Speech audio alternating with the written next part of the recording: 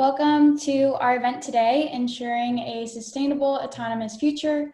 My name is Monica Darwish. I work as Policy Counsel at Embark Trucks, and I, along with Katie Lee at EDF's Innovation Lab, help to pull this event together for women in clean tech and sustainability. So as many of you know, autonomous vehicles, or AVs, will have huge safety and efficiency benefits for our transportation system, but we wanted to take some time to shed the light on how electrification fits in to the AV puzzle, especially as it relates to passenger vehicles. So today we hope to learn a little bit more about the benefits and shifts that AV could present in our current electrification trends. We'll start off with our panel discussion, but before we get there, we have a few housekeeping issues. First, to our Zoom etiquette. By this point, we're all experts, but please remember to mute yourself, and we'd love to see your video on and see what today's scrunchie looks like. But as we go through, we will also be opening it up for Q&A, so please feel free to put those questions in the chat, and we will call on you to ask the speakers those questions once they get a chance. And also feel free to put your name and a quick bio with your LinkedIn in the chat as well, so we can all get to know each other. Looking forward to a great event. With that, I will pass it over to Leah to talk through some WCS news.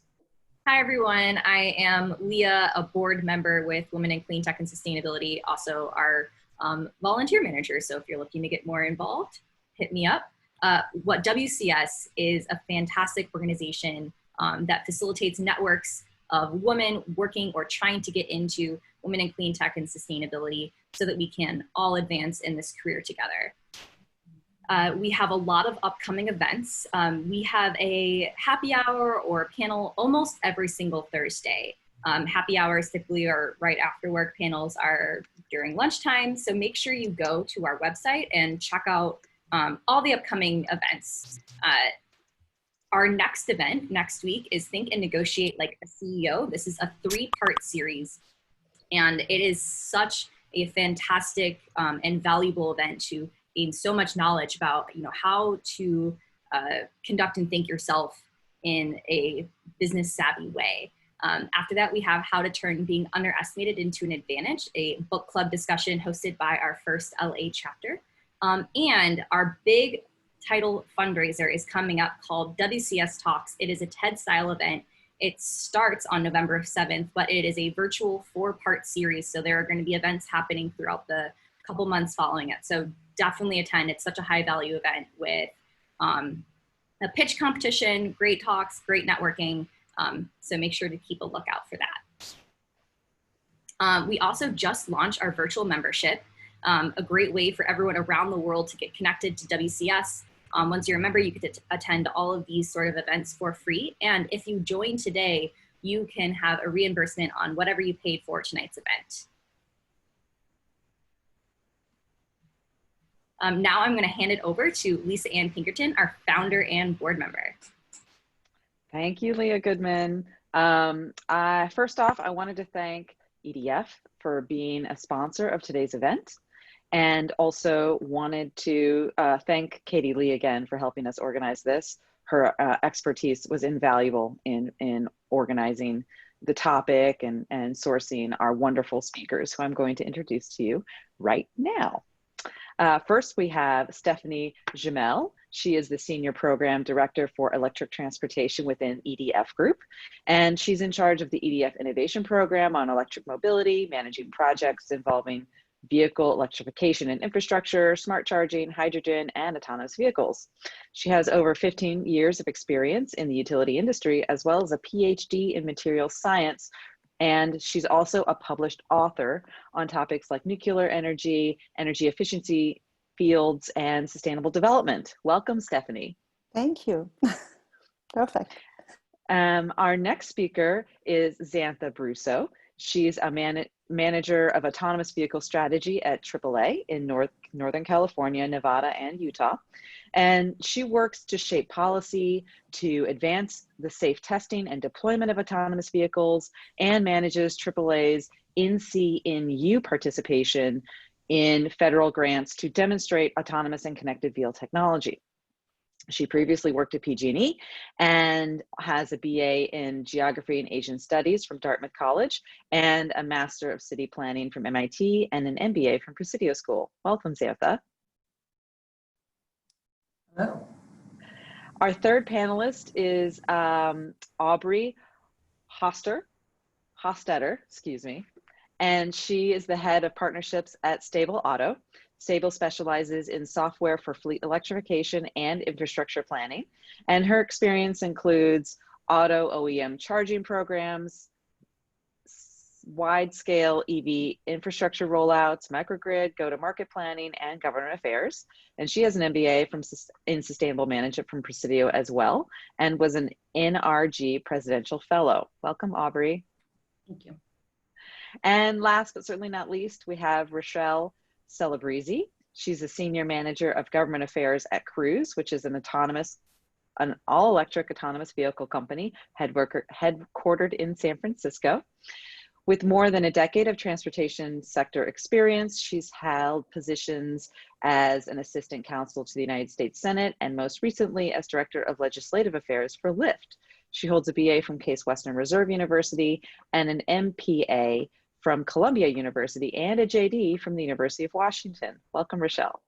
Hi, good morning, everyone.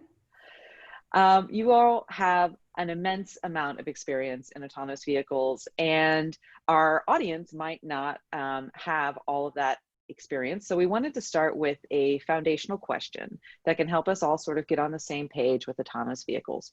So when we talk about AVs, what do we mean, and how might they show up in society at first glance? Rochelle, could we start with you? Sure, great. So I'm really excited to be here on this panel this morning. I represent Cruise. We're an all-electric autonomous vehicle company headquartered and testing in San Francisco. So when we talk about autonomous vehicles, it's a self-driving vehicle that is not expecting or even intending for human intervention. And so I think a good way to think about it is the way that the Society of Automotive Engineers have come up with SAE. They have levels 1 through 5. A level 1 vehicle being one where it's a human-driven vehicle, and that's the vehicle that we know today. And then there's levels 4 and level 5, and that's the full autonomy. And that's what companies like Cruise, like Waymo, like Embark Trucks are all working on to bring you in our testing today.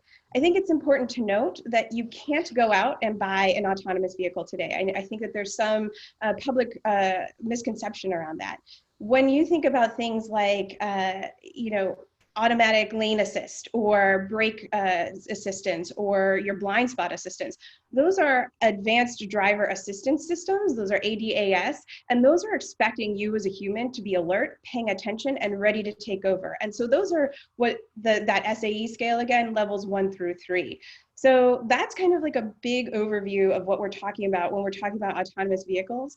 In terms of where we might see this in society, a company like ours, like Cruise, we're really focused on bringing a shared autonomous electric service to people to allow for transportation services, goods, passengers, that sort of thing.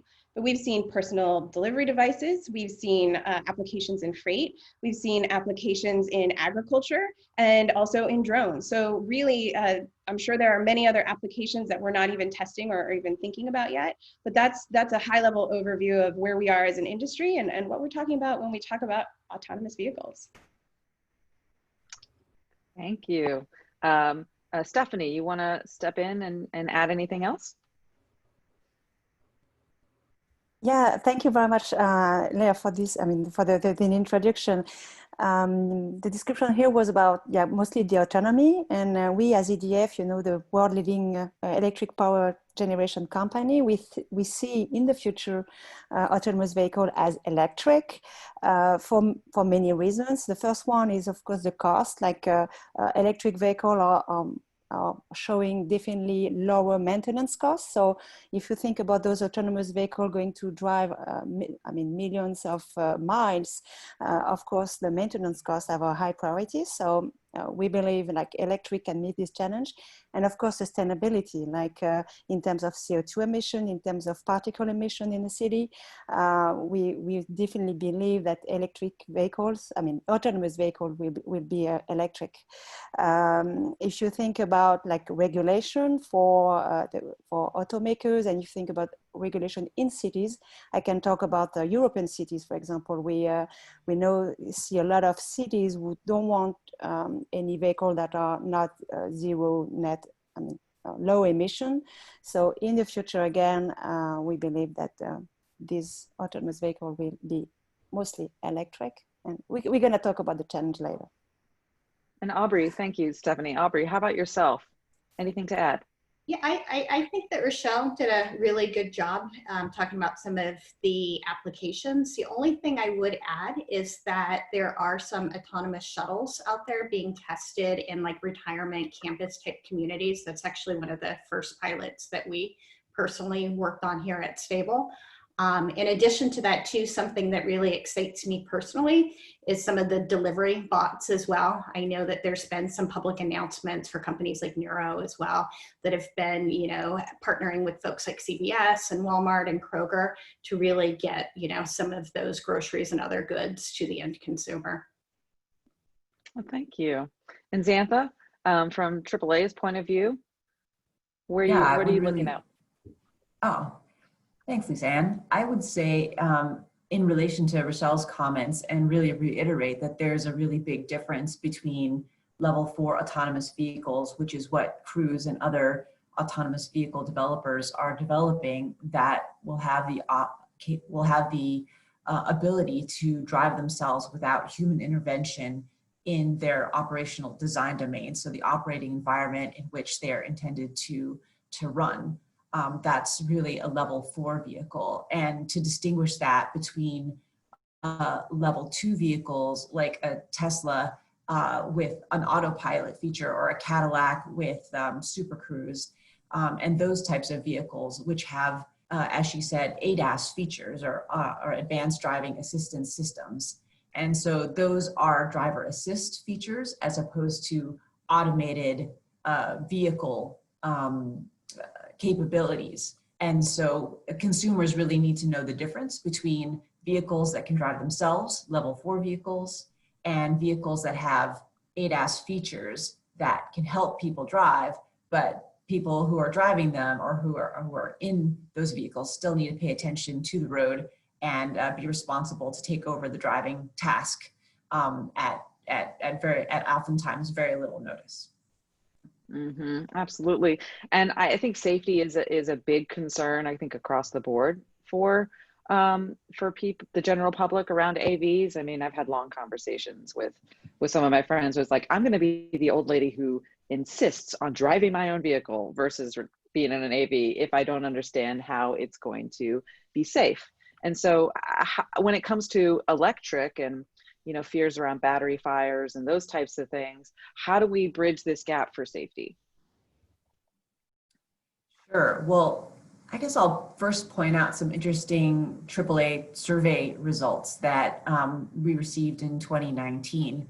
So within the same year, AAA National put out a survey about electric vehicles, and respondents, about 4 out of 10 thought that all vehicles would be, or most vehicles would be electric by 2029. So 4 out of 10 Americans thought that most vehicles would be electric by 2029. But in another survey at the same year, when asked about whether vehicles would be autonomous and could drive themselves, it was more than half of people thought that by about the same time, 2029, 2030, then more than half the people thought that most vehicles would be able to drive themselves. So there's certainly a disconnect within the American public about the likelihood of vehicles being electric and the likelihood of vehicles being able to drive themselves, when it's much more likely that more vehicles will be electric than vehicles being able to drive themselves. So there's certainly that disconnect that I think consumer education plays a really big role in overcoming.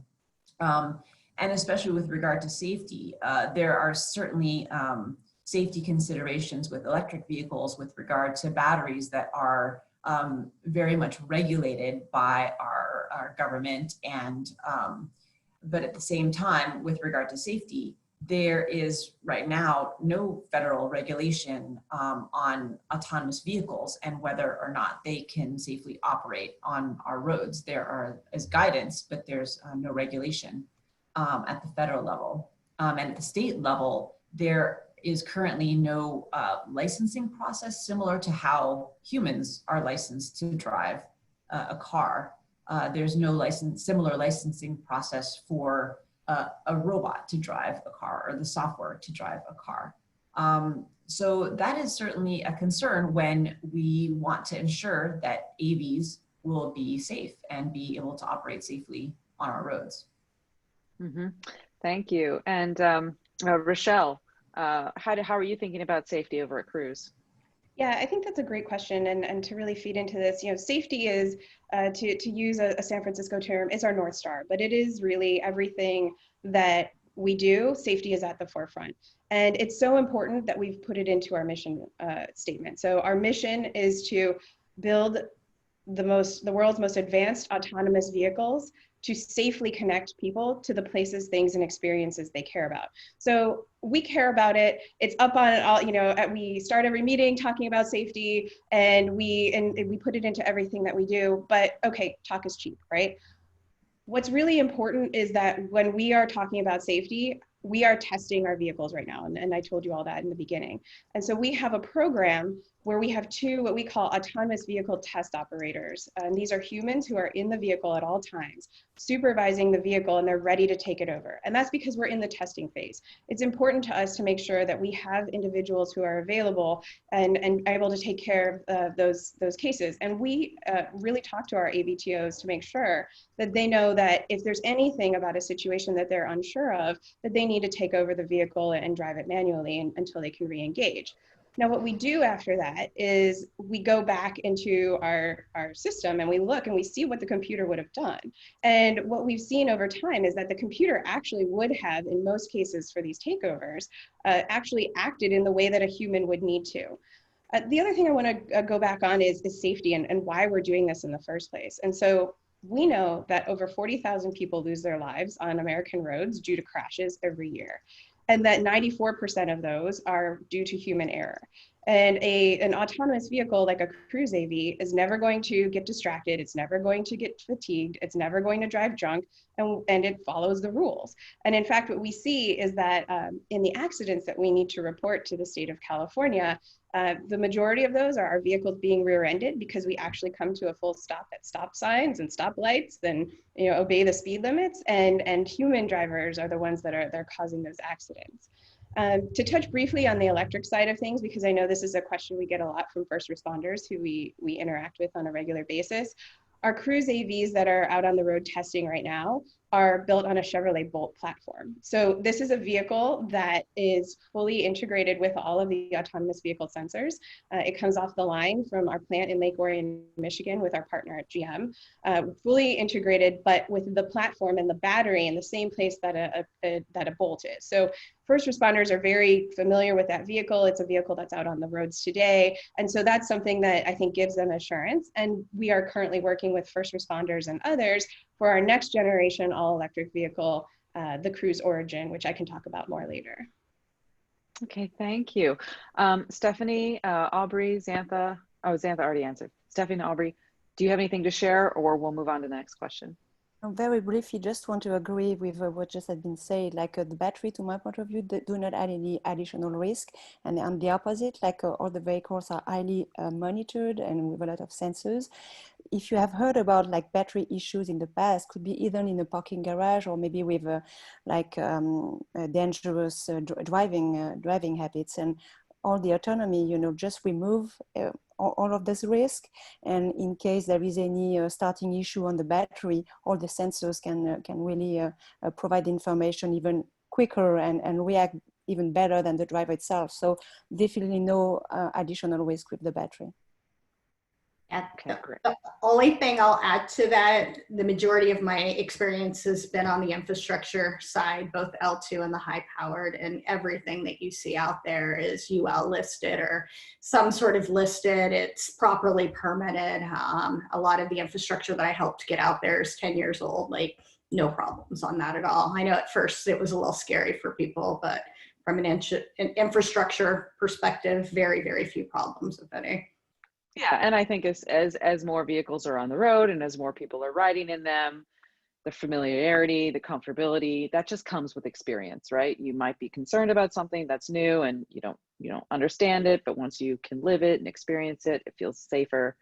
And then of course the convenience of not having to drive, I think, is going to trump a lot of any fears that people might have.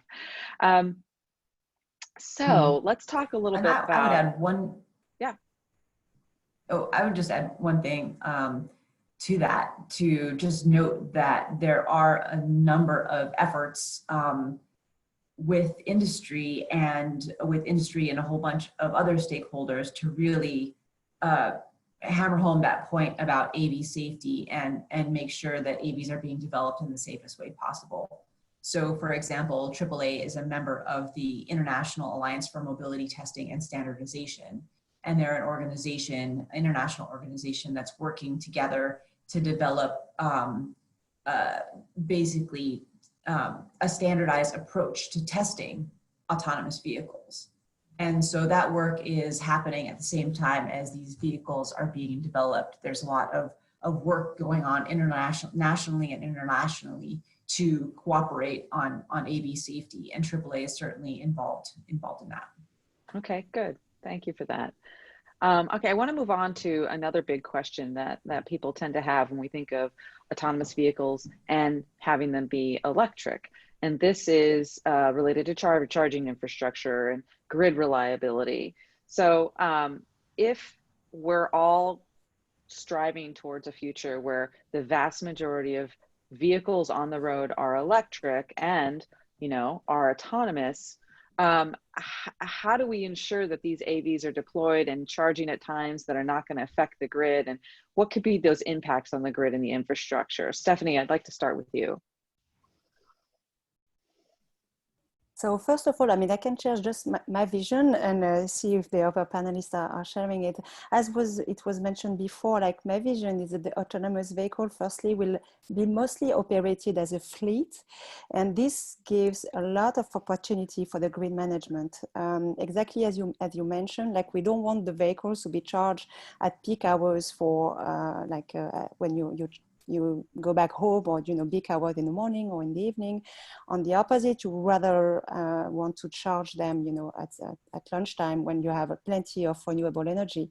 And by the way, we could figure out that the peak of the demand on the autonomous vehicle, on the ride hailing, will be mostly on the peak hours, and maybe less demand at when the sun is the maximum. So I strongly believe that there will be a perfect match between the demand of autonomous rides and when it will be the optimum time to charge the vehicles.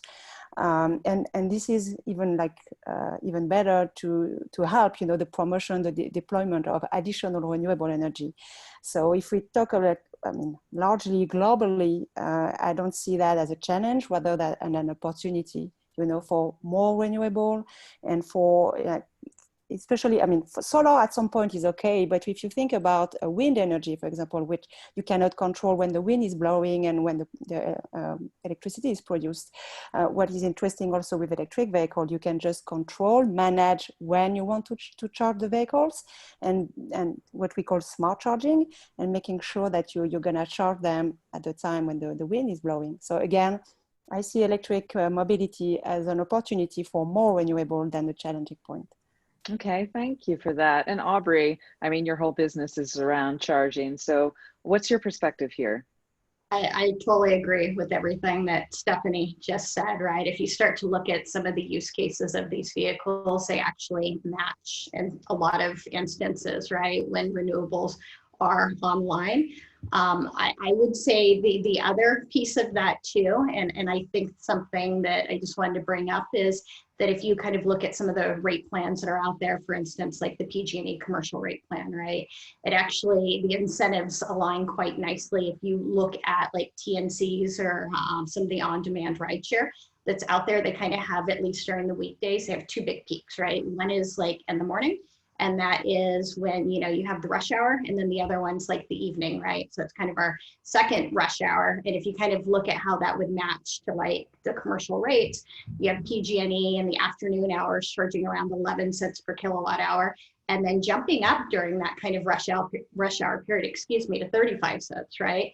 So there, the alignment of incentives, I think, is also there. And I think that, you know, is something that really helps. And then the other part of it too, and I don't want to go too far into the future, is that, you know, with these vehicles that are out there, and there's a lot of, you know, smart algorithms and software that's controlling them, I do see a world, and this is, you know, much further into the future, where some of these vehicles could also be seen as mobile grid assets, right? Imagine if there are times of day where, you know, the sun is shining and maybe curtailment is happening.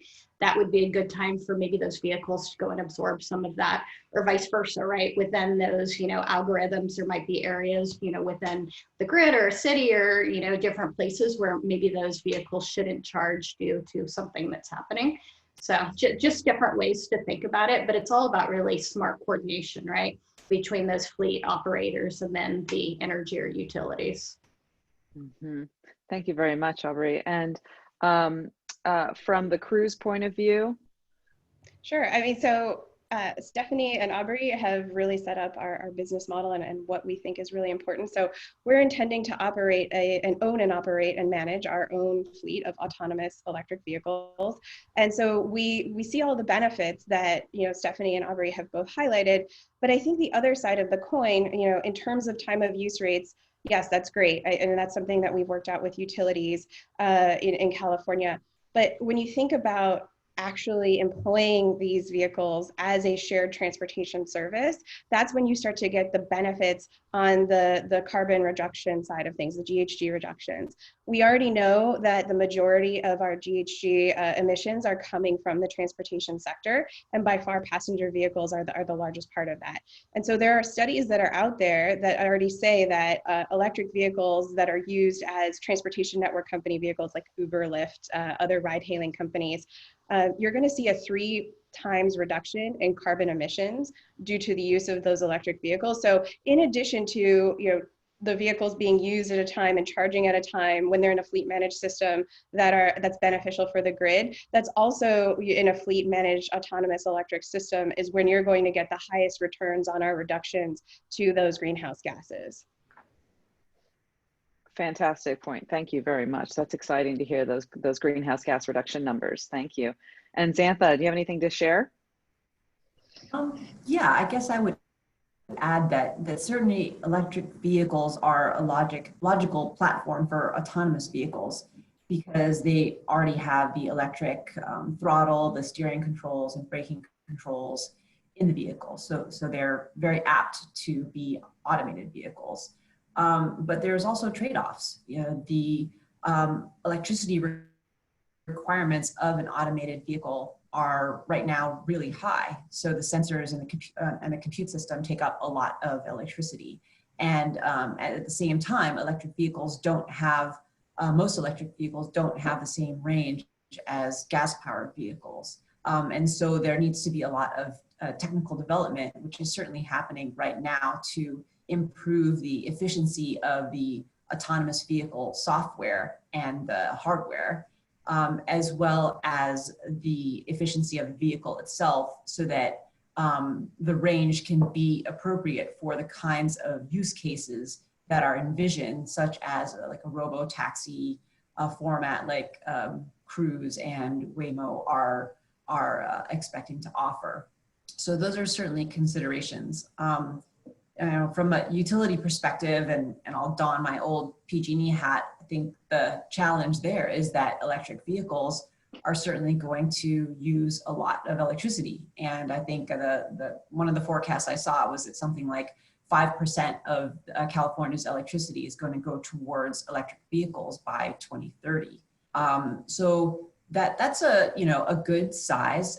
It's a manageable chunk given how the state is doing with managing its electricity, overall on an average basis. But as the other panelists noted, it's certainly, when that electricity is used, that makes a difference. And so having things like appropriate rate plans and rate structures to incent charging at times that utilize the grid and utilize the grid in an efficient way and support sustainability in terms of using the grid when renewables are in production is going to be key to enhancing the sustainability of autonomous vehicles and electric vehicles.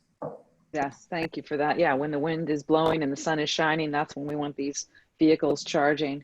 And the rate structures are trying to nudge people in that direction. Let's go down to the topic of urban planning and how AVs and electric vehicles are going to have some impact here. We've talked a lot about passenger vehicles. What about public transportation? How soon might we see AVs? We talked about shuttles a little bit and like closed systems, but how realistic is it to expect public transportation autonomous vehicles?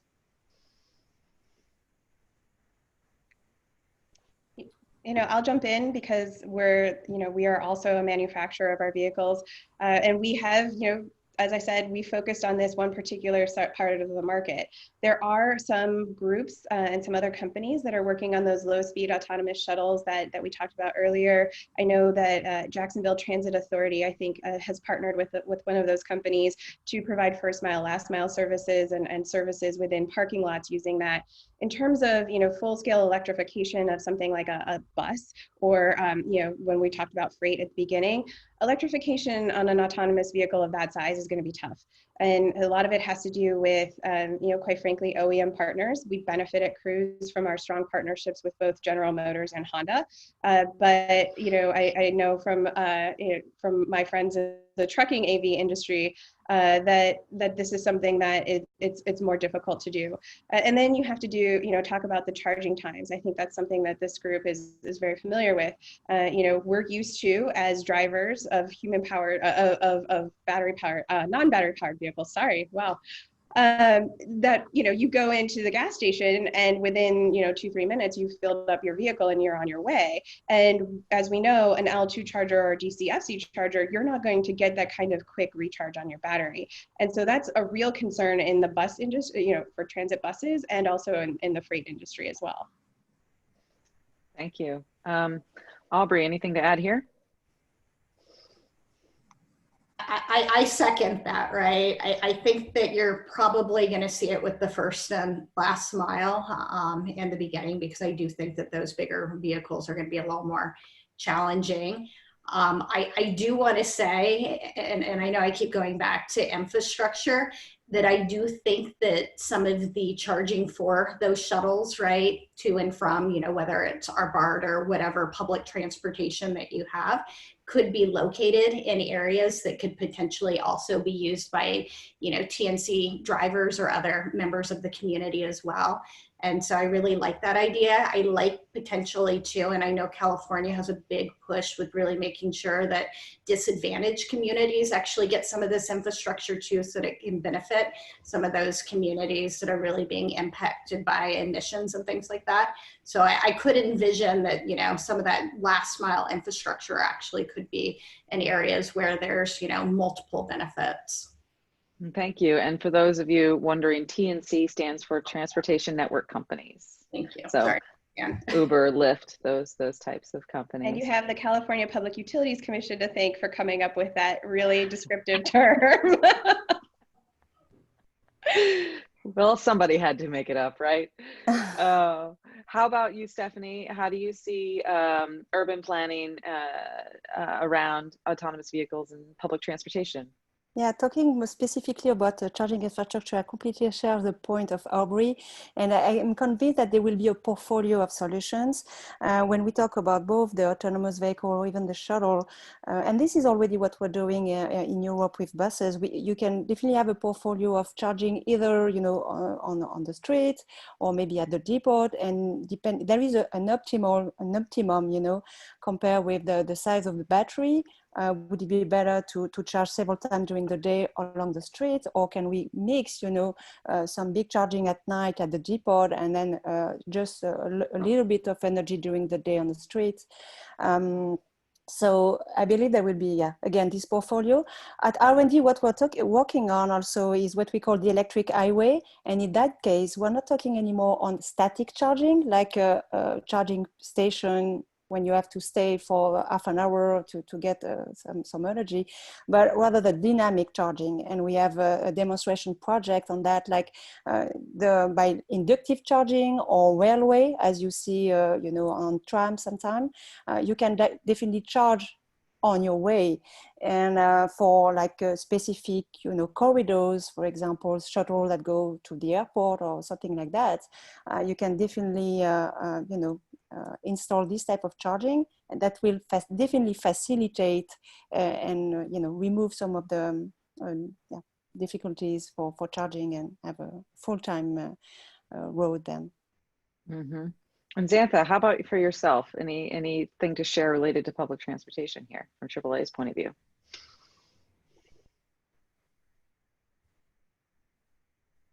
Xantha, you might be on mute. Oh, no, my screen froze for a moment, but we're all back. Yeah, about AVs and public transit, really one thing we don't want to do is rule out the potential for AVs to help make public transportation more affordable and more efficient and also more environmentally sustainable if it's electric. And AVs that work on a fixed route, like similar to a bus route, is a great application for the technology because it's got a specific origin point, a destination point, and it would do that repeatedly at a speed that would usually be quite moderate. So the application of autonomous vehicles for public transportation is certainly very promising. Thank you. And so when we think about public planning, urban planning, I should say, what are some of the broader sustainability implications that urban planners are paying attention to or should be paying attention to? Are we going to have these big multimodal hubs where all different types of vehicles can come charge? And how difficult will it be to build those? What do you see as the near-term future for this urban planning to support not just electric vehicles, but autonomous vehicles? Aubrey, why don't we start with you? I'm happy to talk about that. So from a land use perspective, especially within an urban area, and I'm going to keep going back to San Francisco because that's where I'm located, I actually think that it's a really good use of land, right? And that you can have these hubs where multiple vehicles could go in and charge.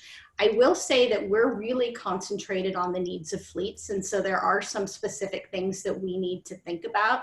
And that is like traffic patterns and congestion and throughput, right? These vehicles need to be able to come in one side and go out super easily so that, you know, it's super efficient. The other portion of that too is we actually think that there needs to be a certain level of smart coordination. Again, if I'm, you know, operating a fleet, I need to keep that vehicle on the road as long as possible so that I can generate maximum revenue. So we actually do believe that, you know, through software that this could happen so that when the vehicles actually arrive, they can get in, they can get out. Another thing to think about too within this aspect, I know that there are some reports that have come out over the last like year and a half-ish talking about things like deadheading, right? Within some of those on-demand applications for passengers, TNCs, sorry, I'm gonna keep saying that word because I'm comfortable with it now. But within TNCs, right? They're circling the block, they're actually waiting for their next ride. We actually think that if, you know, based on the algorithms that we know on Tuesday afternoon at 3 p.m. in this area of the city, the average ride is going to be, you know, or the average drop off and then pick up is going to have, 5 minutes or something like that. Instead of having those folks circle the block, let's pull them into charge, if they need it based on state of charge of battery. So those are some of the things that we're thinking about. And we do believe that some of those assets could, again, potentially be shared amongst multiple fleets. This doesn't mean, like, Cruz and Rochelle knows that there might not be some hubs that are part of this equation too. But imagine if every time a vehicle has to charge, the opportunity cost of having to go back to a hub, right? Versus being able to do it a little bit more en route. But again, it's totally going to come down to the use cases and the different applications. Yeah, and I'll just chime in that because, again, we do have a fleet that we are going to own and manage. We actually have a number of DC FC chargers that are owned and managed by us as well. And it makes sense why we would need to do that. And that's because we need to know that as we are managing the routes and we understand where the demand is going to be, and we can eliminate that deadheading that you get out of the ride hailing that you see, because quite frankly, there isn't a manage on the demand on the supply. What the Ubers and Lyfts and the other ride hailing companies do is they just say, hey, we think that at this time there's going to be a lot of demand, and they need to actually oversupply to make sure they're going to be able to meet their demand. So when you're talking about a fleet of all electric autonomous vehicles, then you can reduce those deadhead miles. And if the fleet owner is owning and managing their charging, then we know that we're going to get extremely high utilization rates out of those. And I think that's where you see the push-pull, that on the one hand, it would be great if you could have this depot, but if we've got this down and we know we need to be in there at 102, and at 102 somebody else's personal vehicle pulled in for a few minutes, and that's going to cause some trouble. So, one of the things that we've talked a lot about is just thinking about, support for these new chargers, for this electrification, and allowing companies that are going to be operating fleets to take advantage of some of this electrification charging infrastructure supports and credits, because this is a way to provide opportunities to folks who may not be able to own their own vehicle, may not be able to retrofit their place of living. Maybe they live in a multi-use apartment, or maybe they just don't have the ability or the space to do that. And so I think that there's a lot of ways that we're thinking about electrification that we can expand what we're already doing to incentivize that. Thank you. Thank you. Xantha, Stephanie, either of you want to jump in here? I think in terms just again, agree with of land use and city planning. Oh, go ahead. Oh, there's a delay. Oh. Xantha, go on. Sure.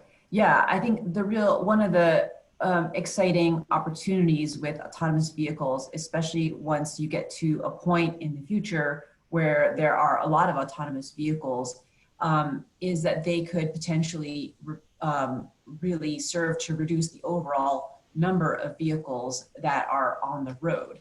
And what that does is then free up land use that we use right currently now for parking and other uses for vehicles for other uses. And so I think in the long term, that's like an aspirational vision for the use of for autonomous vehicles is the impact that they could have on the urban form and on land use overall. But that is certainly a really long-term vision, and certainly there are a lot of other a lot of policy interventions that would also need to happen, such as support for public transportation, to be able to make that happen.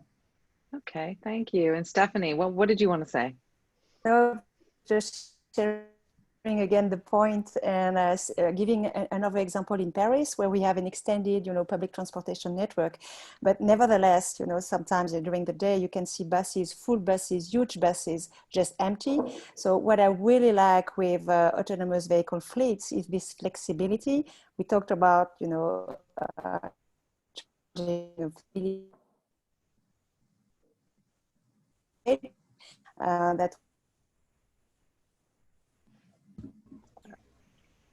Stephanie, looks like we're losing Stephanie's feed. Can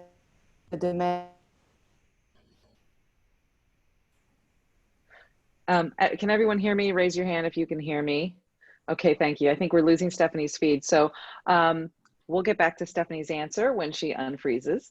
In the meantime, I want to open this up to questions now, and some of you have been posting some really great questions in the chat. So I want to give you the opportunity to ask your question directly to the panel, like we would at an in-person event.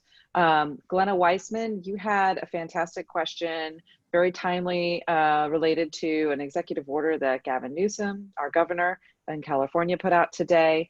Would you like to ask that question? Sure. Hello, everyone. Glenna Weissman here on the WCS board and a Marcom specialist in the sector. California is again trying to drive policy that will affect the environment here in California, and like California does, drives a lot, all pun included, drives a lot of change across the state. So how will the new zero emission mandate that came down this week will affect AV adoption? Will it affect it? Is it neutral? That's the question.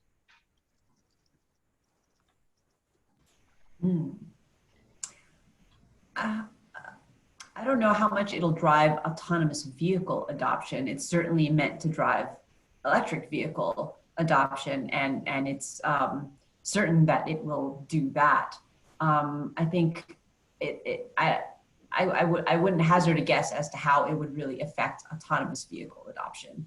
I think that technology is going to develop on its own, and the adoption of AV technology will largely lie in when it is demonstrated to be safe and useful and convenient and affordable.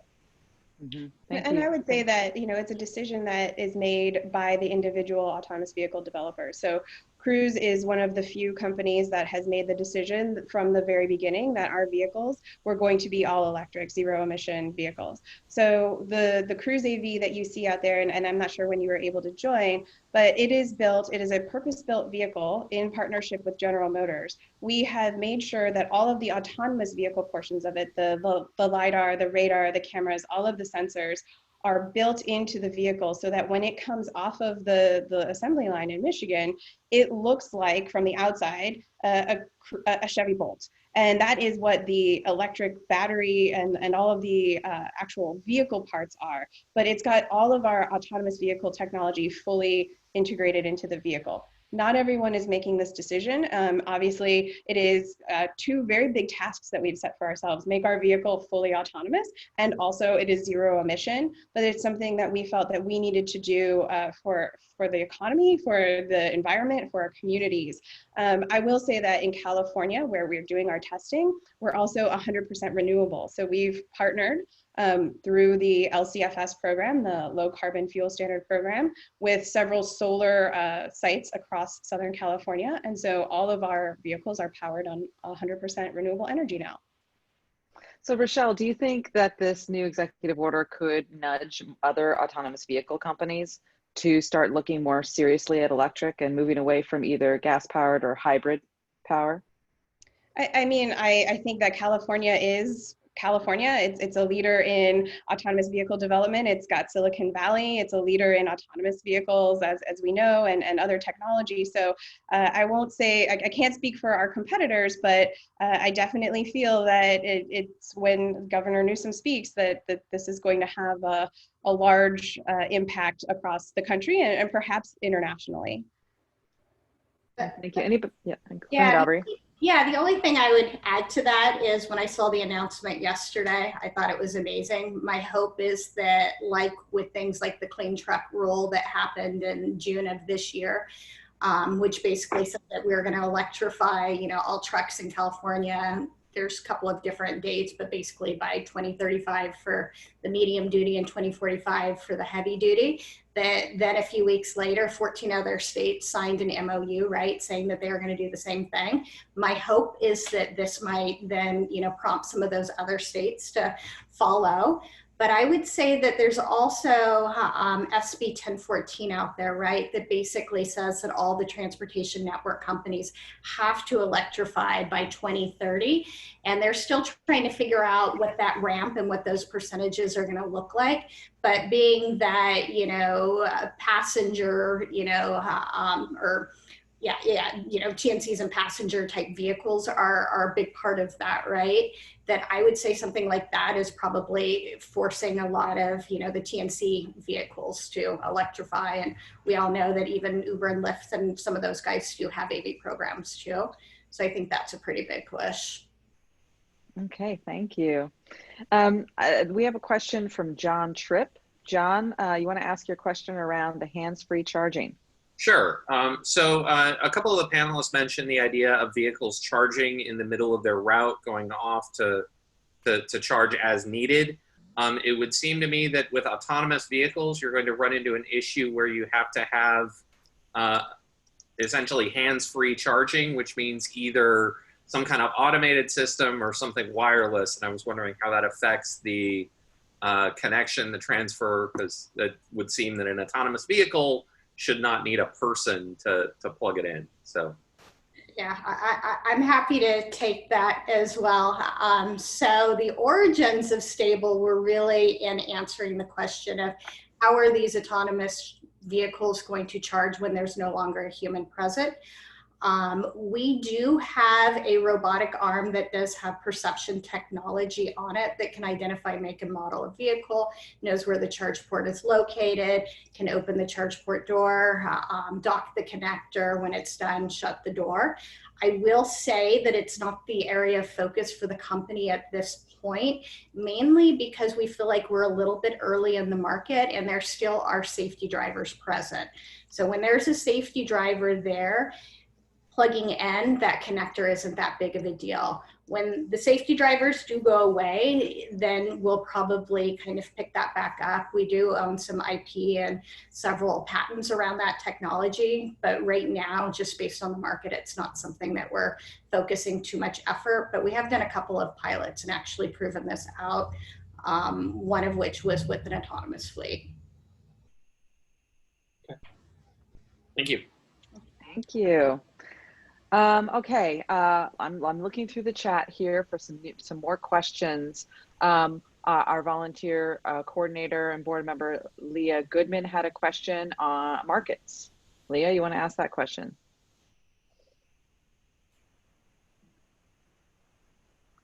So we touched on this briefly before, how autonomous vehicles can really shape the landscape of urban design, particularly based if it's shared or individual use. And I was wondering how the market is developing currently for like deployment of individual use versus shared autonomous vehicles. Yeah, I can start and would definitely appreciate any fellow panelists chiming in. We definitely, again, have set out to create a shared service because we're not trying to compete against transit. We think that we can be a complement. We can help people who are in transit deserts, food deserts, get access. We're really trying to compete against the single occupancy personally owned vehicle. And we think that if we offer our service that is shared, all electric and autonomous, that we're going to be able to show that we can get people out of their single occupancy vehicles that they're driving into the city center, which we'll see what happens post-COVID. But pre-COVID, that's what vehicles were doing, and sitting in a parking lot or a parking space, for 8-10 hours a day, and then going back to someone's home. And so if we're able to then repurpose those parking spaces that aren't needed anymore and turn those into things that benefit the whole community. And I'm not an urban planner, but I do live I've lived in several major cities. I live in San Francisco now. I'd love more parks. I'd love more affordable housing. There are all kinds of things that I think that we could do if we start to think about, instead of building cities around cars, which we've done, what do we do if we build the city around the people that are in it and the experiences that they want to have?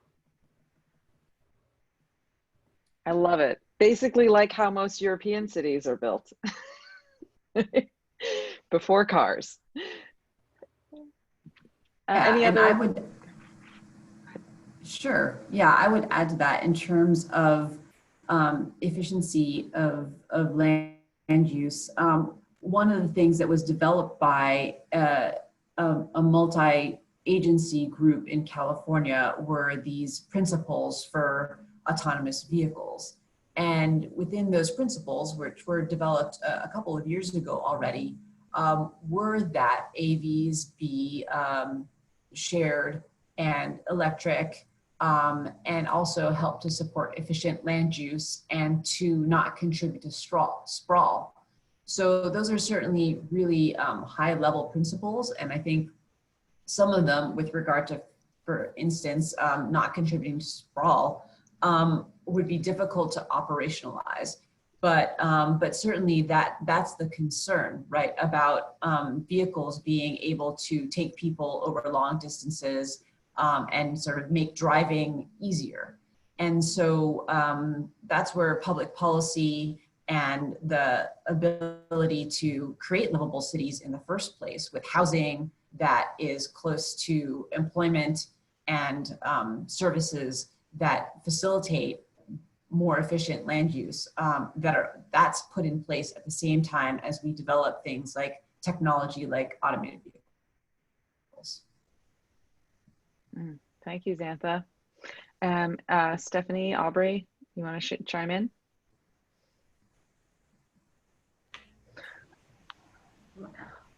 All righty. So I have more questions, and now we're starting to get some more questions from the audience, which I really like too. So we've covered a lot of ground. Let's cover, oh, Monica, you had a question that I thought was pretty good. Would you mind asking that? I'd love to. I know we've talked a lot about the different ownership models and how a lot of conceived autonomous vehicles that you can buy at Tesla aren't actually autonomous. How does safety fit in with ownership models of truly autonomous level 4 vehicles? If an ADS is something that needs constant health testing and updates and sensor reboots, is there really an opportunity for a turnkey solution, or do AVs need to be fleet owned to maintain that safety system?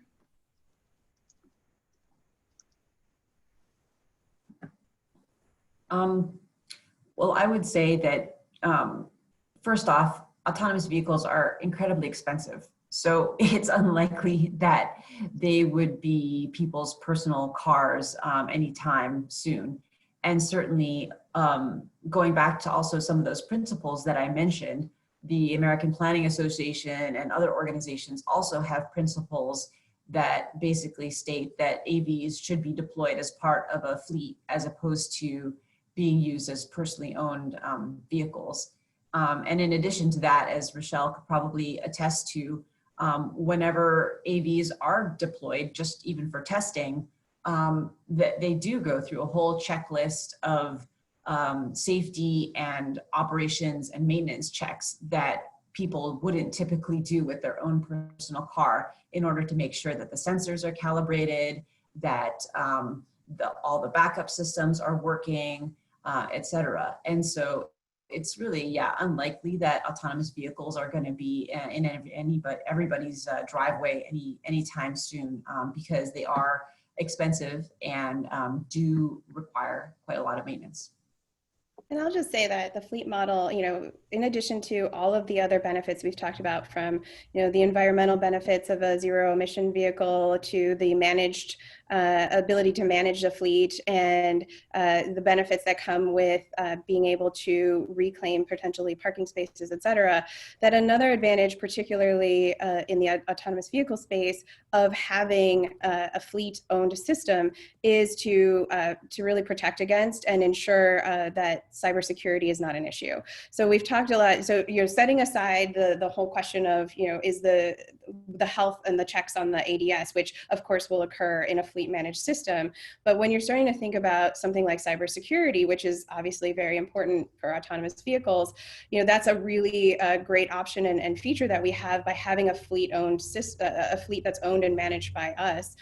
Is that we're able to ensure that because we test and harden our system to ensure that it's not vulnerable to cyber attack. Okay, thank you. I actually have a question around diversity, equity, and inclusion. Because most autonomous vehicles are going to be sort of shared, do we expect that that will level the access for AVs across different groups versus some criticism that the electric vehicle market has as being, they're too expensive for people on lower income scales. Anybody have something to share there? I definitely agree with that. And Aubrey, I'll let you go first because I've talked a lot. No, it's okay. I was actually it's all based on like rideshare, right, as a principle. And if you can actually, if it's affordable to everybody, then I would say yes, definitely. I can't imagine, at least for EV and AV, as long as it's, comparable and comparable and, everybody can afford it, then yeah, I would definitely say that we're going to get that out to the masses, right? And then again, those emissions, disproportionately affect some of those communities too, aren't going to be there as, it is right now. I mean, we hear stories of cabs who won't go into certain neighborhoods and those types of things, but with AVs, might it not matter? As long as it's not programmed that way, yeah. Let's hope it is. And we programmed our vehicles, as I said, prior to COVID-19, we were testing in the full 7x7 or the entirety of San Francisco. And so the vehicle goes throughout the entire city, and that's really exciting. I think this might be a good time to talk a little bit about what we've done since COVID-19. I saw a question in the chat box about it. And so, definitely the COVID-19 pandemic has impacted the AV industry, but maybe not in the ways that you think. What we did is we went into shelter in place like everyone else. And then, we're employees and members of the community as well. And so we started asking, what can we do to help? I went and I gave blood, I donated to some things. What else can I do? And we learned that food insecurity, which was already an issue prior to COVID-19 in San Francisco, was really on the rise. And so we partnered with 2 local food banks to start delivering meals and groceries to vulnerable San Franciscans. And as of yesterday, since we spun this up in April 2020, which again, this is not what we optimized our testing fleet for. This is not, this was not in the plans. This was, us moving quickly, putting that Silicon Valley know-how and go-to, sense into things. We've delivered 100,000 meals and groceries to San Franciscans in need. And we also know, and I think this is apropos of the latest conversation we were having, that over 80% of the deliveries were in neighborhoods that were below the San Francisco median household income, and in the COVID-19 most impacted zip codes. So we do know that AVs can have a really big impact in our community. And I think that it also helps on the public education side of things, because now that we're able to provide these contactless meal deliveries to individuals who might not know what a zero emission autonomous vehicle is, can understand how that could be a benefit to their lives, and are excited about having that technology in the community. Well, thank you, Rochelle.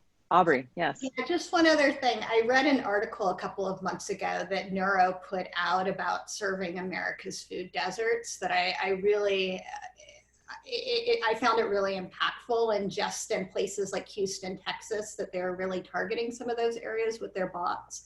And so I think it's this whole idea that, if tech has, the right mindset, it really can do a lot of good in this world. And so I don't know if anybody has seen that, but I thought it was one of the better articles that I'd seen out there.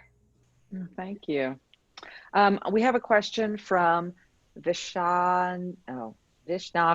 Excuse me if I said your name improperly. Are you available to ask your question, which is somewhat related to Rochelle talking about the food service deliveries that they've been doing? Right. No, thank you. This is a great conversation. So in the initial phases of AVs, at least, we're asking the vehicles to do a lot, moving people, moving goods from one place to another. I'm assuming other than electrification, the infrastructure of cities and highways will have to adapt in some ways or the other to allow the AVs to perform those responsibilities. And so I was just wondering if you have any thoughts on what those changes would need to be. Thank you. What infrastructure changes are we really needing, short term and long term? Aubrey, would you like to start from the charging perspective? Yeah, so I would first just say more of it, right? And we need to get it in the right places. And I think this is really where a planning perspective can really come into play. But after we get more charging infrastructure that's out there, then again, I know that we've talked a lot about it. It just needs to be managed in the right way too, so that we make sure that at least from a fleet perspective for, you know, AVs and other vehicles, that it's guaranteed to be available. I mean, those are kind of the two things that come to mind, plus obviously matching it to the renewable generation that's out there too, right? To make sure it happens in a clean and sustainable way. Not on electrification, but you talked about infrastructure. So that we believe that in the near term, there are some infrastructure investments that can be made that help both human drivers and autonomous vehicles. So that's things like highly reflective striping, you know, things like having uniformity in the kinds of signs and even the location and placement of signs and traffic signs. You know, again, these are things that will help all drivers, whether there's a human or an autonomous vehicle. And so we think that those are ways that, you know, cities and states can be investing now in a way that lets the technology continue to test and improve. And then, you know, perhaps in the future, I think maybe your question is really about what we call the V2X or V2I technology, where the vehicles will speak to intersections or signs and things like that. You know, at Cruise, that's not something we're building our vehicles for, because we don't want to encourage the cities and states to invest a lot of money in an asset that could be stranded. Right now in the US, there's just a lot of question about what that technology will ultimately be. And so instead, what we're focusing on are those near-term infrastructure investments that can help everyone. Thank you. And Stephanie, from the utility point of view, how is EDF thinking about infrastructure and preparing for the wave of electric and AVs that are coming down the line?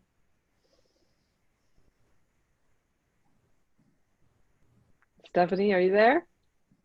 In terms of, yeah, no, but, oh, can you, I can hear you very well, but. Maybe try turning off your video, and that might improve your connection, actually. Sure, sorry, because I'm hearing you very well, so I thought it was the same. Is it better? Yes, much better. Yep. Okay, so I think we are currently thinking in terms of a charging hub, I think it was before, but again, we have strong competencies in developing charging infrastructures and optimization, as I was mentioning, and how the charging can be used also to be well integrated to the grid. So that's definitely some area of expertise on our side, and what we investigate, and we see a lot of investment in the future. Okay. Xantha, anything to share? Sure. Yeah, I would add that the connected and automated vehicle technology is something that is being tested right now at AAA's connected and automated vehicle testing facility, Gomentum Station, which is in Contra Costa County in the east part of the Bay Area. And certainly it's also something that I'm working on a federal grant funded pilot project that would look at the demonstration of autonomous vehicles on 680, which is one of the most congested corridors in California. And so there would be technology deployed on that corridor to communicate with the autonomous vehicles to help improve efficiency and reduce congestion. So those issues with regard to what kind of infrastructure can help address some of these issues of congestion and of safety, what's needed and what's going to work are certainly being tested right now. And I think will start being deployed in the future to help improve safety and reduce congestion. But how they will all be installed and paid for is certainly another issue. And certainly in the near term, we've got to just focus on the things that Rochelle mentioned that benefits both human drivers as well as autonomous vehicles, that includes infrastructure upgrades and things like just basic striping and signage to support those goals at this point. Yeah. And Lisa, I don't know if I can jump into another question Please. that was raised. I can see from Energy Solutions about what are the public utility doing, you know, to help accelerate the AV, and actually connected also to what was just said. We are part, as EDF, we are part of a couple of demonstration projects where the energy part is not the most important part, but the customer experience, the safety experience is very important. But we have a couple of sociologists in our teams who also participate to this demonstration to really feel or understand what is important for the customers. And so this is a way, to be involved and to better prepare the future of AV. So far, we don't have any like a rebate or financial incentive except contributed to the deployment of those solutions. But in the future, that's a very good point. Like there could be some bundle offers if you have a private like electric vehicle, or if you want to have a pass.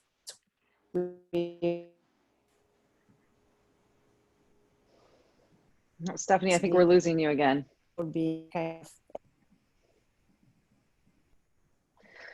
of, apologize.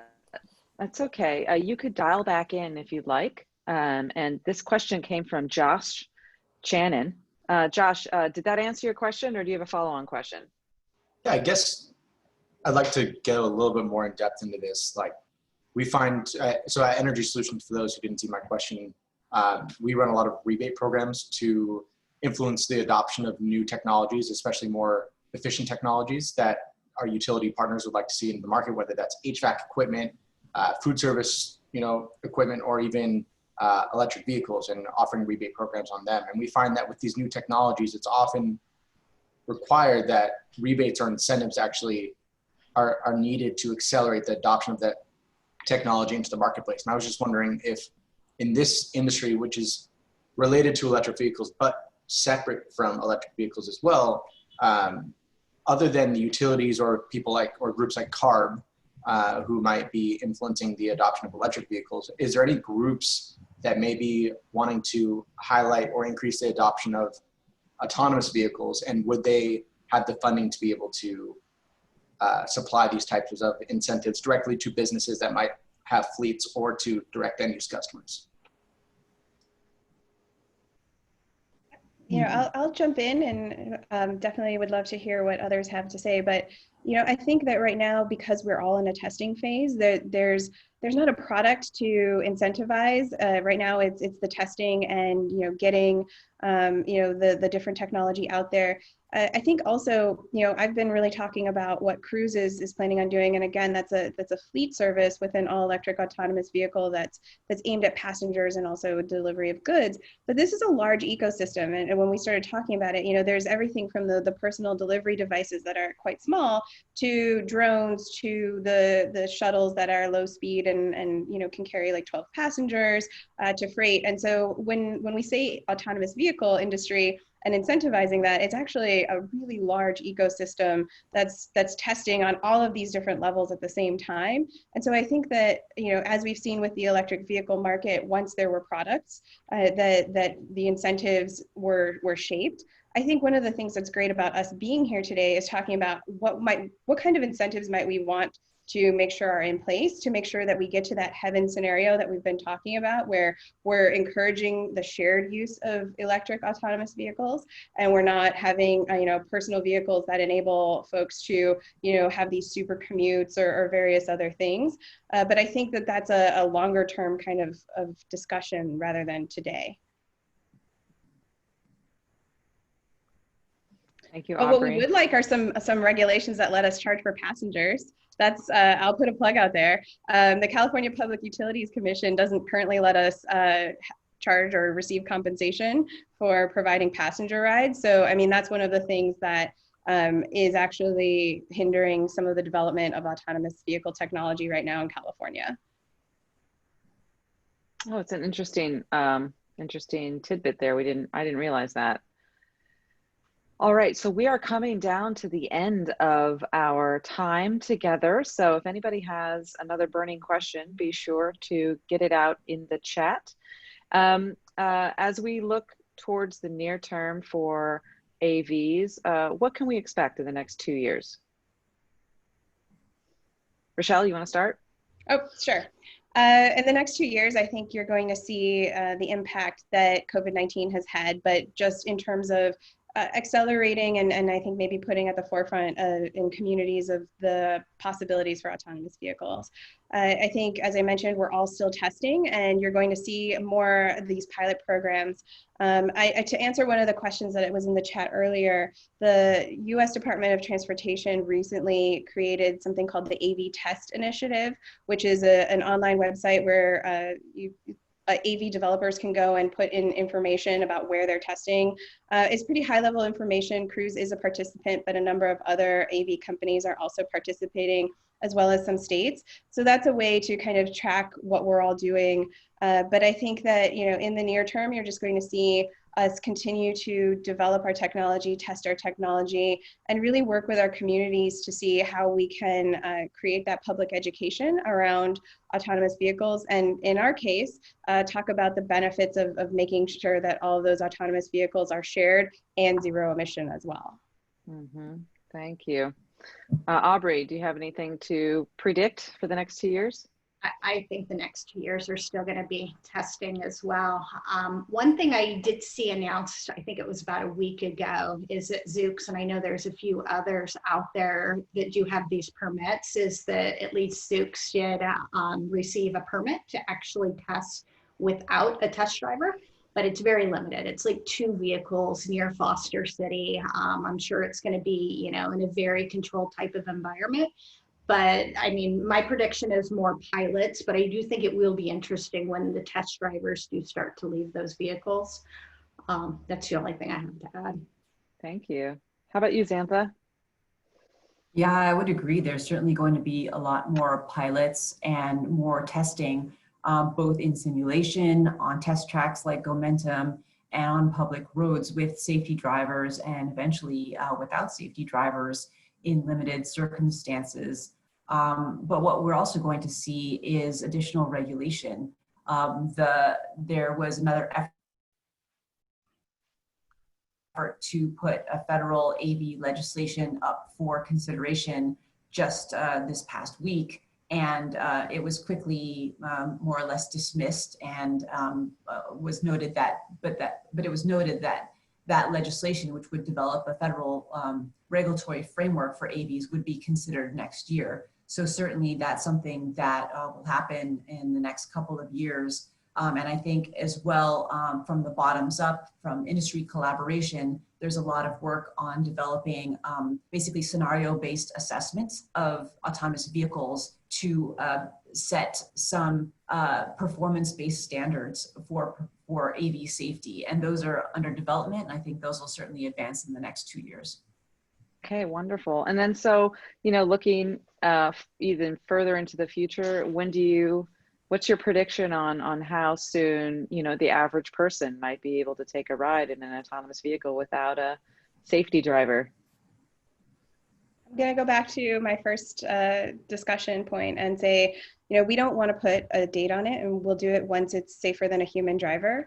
An actual date does create something of a perverse incentive to meet that. And so we go back to, again, our founding principle, our guiding mission of safety. And so I can't give you a date, but we are testing on the roads in simulation on closed course test tracks every single day. And our vehicles are improving and out there doing these pilot projects. And when it's ready, it'll be ready.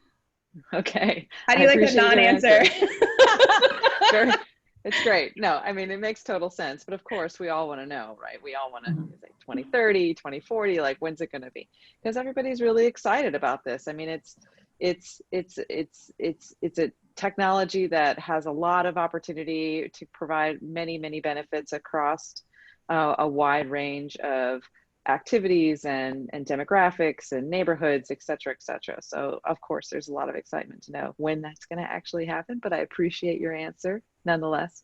Very, very measured, and I appreciate that. Well, we've come to the end of our time together. So if Leah, if you would mind sharing the screen again, we can walk everybody through the closing slides that we have.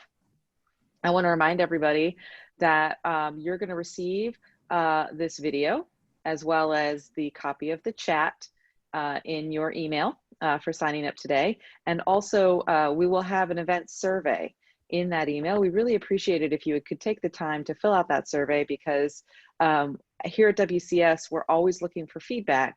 And we always want to make sure that our events are the very best possible events for you, our community. And the only way we can do that is hearing from you. So please take a moment to fill out that short survey. It would be really great for us to hear your voice and your opinions there. And also remember that we've got this virtual membership opportunity. And if you want to become a virtual member of WCS, you can get a refund for the cost of your ticket today by signing up today for that membership. So please take advantage of that if you so choose. And here is a list of the upcoming events we've got going on. Think and Negotiate Like a CEO, Part 2. Now this is a 3-part series workshop, and Part 2 is really where the meat of the topic is going to be. So please sign up for that event if you've ever wanted to improve your negotiation skills, which can be used in any aspect of your life, not just getting a job. I negotiate every day for everything. So, and I use these tips all the time. And then we have a book club on the 8th, How to Turn Being Underestimated into an Advantage. And of course, Saturday, November 7th, part 1 of the WCS virtual talk series. There's going to be a lot of networking in there, as well as the TED style talks. And please also follow us on the social channels that we have. This is now a virtual world while we're still trying to socially distance with COVID. So please take the time to follow our feeds and interact with our community there. People are very active and we would love to have you included. Also, Leah reminds me that we have plenty of volunteering opportunities here at WCS. We are an all volunteer board, all volunteer organization. Except for, I should say, 2 part-time coordinators that help us out on the nitty-gritty of things. But overall, we are volunteer, and it's a great opportunity not just to bolster your resume, but also to learn leadership skills. There's a lot of leadership that's required as being a volunteer here at WCS, project management, communication styles, all that good stuff. You will get great experience on by leading teams here at WCS. So again, I want to thank our panelists for joining us today. You all have brought a wealth of knowledge to the forum, and is greatly appreciated. And I also want to thank EDF again for sponsoring this event. We could not have done it without you. And Katie Lee and Monica Darvish for organizing all of the various aspects of the panel, and Leah for bringing in the volunteers to help run the panel, and everyone else involved in this event. Thank you all so much for your support. Let's follow each other on LinkedIn and let's keep the conversation going. I look forward to seeing you all there. And until next time, thanks for joining us at WCS.